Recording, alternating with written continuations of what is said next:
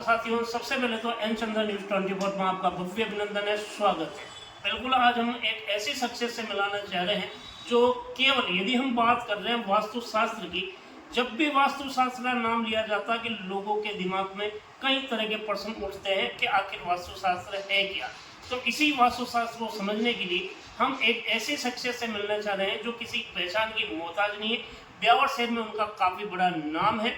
बात कर रहा हूँ मैं मंजू जी सांड की, जिन्होंने वास्तुशास्त्र में न केवल उसको समझा है बल्कि उन्होंने उसमें देखा जाए तो पीएचडी की उपाधि भी धारण की है। तो ऐसी शख्सियत से आज हम रूबरू होना चाह रहे हैं कि आखिर वास्तुशास्त्र क्या है। तो देखिएगा, हम मुलाकात कर रहे हैं मंजू जी सांड। मेरा तो आपका एन चंद्र न्यूज में भव्य अभिनंदन है, स्वागत है कि आज आपने एन चंद्र न्यूज को टाइम दिया। मैं आपसे जनरल नमस्कार जी। जनरल कुछ चीज़ें पूछना चाहता हूँ कि जब भी वास्तुशास्त्र का नाम लिया जाता है लोग यहाँ तक सोचने लगते हैं कि अगर ये है क्या। कई लोगों से पूछताछ भी करते हैं कि आखिर क्या क्या करना चाहिए। तो मैं आपसे समझने एक क्वेश्चन है आपसे कि वास्तुशास्त्र है क्या। वास्तु एक प्लॉट है, जैसे उस प्लॉट की अपनी एक एनर्जी है और उसके बाद में जब हम उसमें अपना बेडरूम, किचन और सारे जो हम प्लान करते हैं उन सब की भी अपनी एक एनर्जी होती है। अगर किचन कहना चाहिए तो वो एक आग्नेय कोण में होनी चाहिए। सपोज करो उसको आग्नेय कोण में नहीं बना के हम साउथ में बना देते हैं या हम उसको और अलग दिशा में बना देते हैं तो उसकी जो एनर्जी हमको मिलनी चाहिए और वो जो पॉजिटिव हमारे लिए काम करनी चाहिए वो नहीं होगी। ऐसे ही बेडरूम हमें अगर साउथ वेस्ट, साउथ या ईस्ट, आपको वेस्ट में होना चाहिए और अगर वहाँ नहीं है तो उस घर में उस जो भी बंदा है उसकी चलेगी नहीं। मतलब उसके लिए वो वाली एनर्जी अगर उसको चाहिए तो बेडरूम उसका साउथ में होना ही चाहिए। तो ऐसी कुछ चीज़ें हैं, जैसे वाटर टैंक बनाया आपने, अगर ईशान में नहीं बनाया या नॉर्थ में नहीं बनाया तो उसकी जो एनर्जी है वो काम नहीं करेगी। अगर सपोज करो उसे साउथ या साउथ वेस्ट में बनाता है तो उसे दिवालिया होने से कोई नहीं रोक सकता। ऐसी कुछ एनर्जी है जो यहाँ काम करती है और उसकी एक शक्ति है अपनी।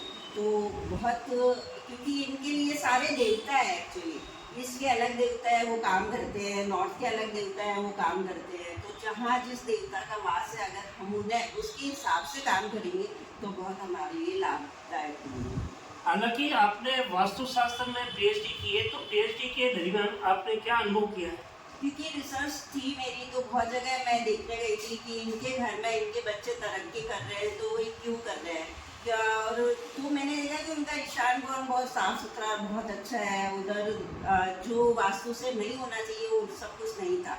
और जिनके बच्चे ऐसे थे कि वो बहुत बिल्कुल जैसे पागल जैसे थे या काम नहीं करते थे, बहुत तकलीफ देते थे अपने पेरेंट्स को, उनके यहाँ देखा मैंने ईशान में उन लोगों ने लैट्रिन्स बना रखी थी और बहुत गंदा कर रखा था उससे। तो बहुत कुछ एनर्जीज काम करती है। ऐसे ही मैंने किसी को सुसाइड में देखा तो वहाँ उनका जो आग्नेय कोण है वो बिगड़ा हुआ पाया। ऐसे ही अगर किसी के घर में इनकम नहीं आ रही थी तो वहाँ का साउथ वेस्ट कोना बिल्कुल डिस्टर्ब पाया।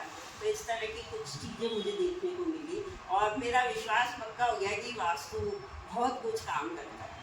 हालांकि कई ऐसे हैं जिन्होंने वास्तुशास्त्र में भले कुछ नहीं किया लेकिन बहुत कुछ जानते हैं, लेकिन आपने तो ये अनुभव लिया है कि वास्तुशास्त्र में बहुत कुछ है। तो वर्तमान परिप्रेक्ष्य में क्या वास्तुशास्त्र के हिसाब से लोगों का मकान होने चाहिए। हाँ बिल्कुल होने चाहिए। देखिए हम देखते हैं कि पुराने राजाओं महाराजाओं के जो महल थे वो सारे वास्तु से बनाते थे। और ऐसा नहीं कि ये आज की बात है, पुरानी मेरे पास 1936 की मेरे ससुर जी की किताब थी, उसमें मैंने देखा कि वो लोग उस हिसाब से मकान बनाते थे। उनके हजारों साल तक उनके मकान का कुछ नहीं बिगड़ता था और सारे ऐश्वर्य उनको मिलते थे। तो उस हिसाब से हम भी अगर अपना मकान, आज तो हमें पता लगता है कि इस कौन का ये चीज़ है, इस कौन में ये चीज़ है, अगर हम उसे उसके हिसाब से सेट कर देते तो हम बिल्कुल सुख शांति और आनंद से और समृद्ध होकर रह सकते हैं। तो एन चंद्र न्यूज के माध्यम से आप पाठकों को क्या सूचना देना चाहते हो कि वास्तुशास्त्र के हिसाब से जिंदगी को जीना चाहिए। अगर आपको सफल बनना है, अगर आपको सुख पाना है, आनंद पाना है और अपने आप की चारों तरफ से आपकी तरक्की होनी है तो आप वास्तु के हिसाब से कुछ तो सेटिंग करवाइए, ताकि अगर पूरा नहीं करवा सके तो जो मेन चीज़ है उनको तो आप जरूर सेट करवाइए, तो ताकि जीवन आनंद पूर्वक बीत सके। क्योंकि मनुष्य जीवन बड़ी मुश्किल से मिलता है और मनुष्य जीवन जब मुश्किल से मिलता है तो उसे आनंद पूर्वक और सुख पूर्वक ही जिया जाए। तो वर्तमान में तो कई ऐसे है कि मकान तो बन जाते हैं, लेकिन जब उनको ये पता पड़ता है कि हमारा ये दोष है तो फिर वो पड़े हुए मकान को पूरा गिरा तो नहीं सकते?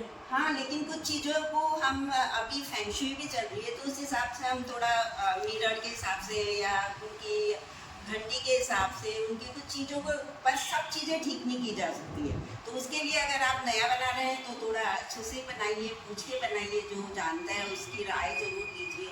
और अगर पुराने में है तो कुछ चीज़ें चेंज हो सकती है, उनको चेंज करवा लीजिए। तो आज हमने मुलाकात की थी मंजू जी सान, जिन्होंने वास्तुशास्त्र है क्या, आखिर वास्तुशास्त्र के क्या दोष होते हैं, तो उन पर हमने चर्चा की। तो इसी तरह की घटनाओं से जुड़ने के लिए या इसी तरह के वक्तव्य या व्याख्यान को जुड़ने के लिए एन चंदा न्यूज़ 24 से जुड़ेगा।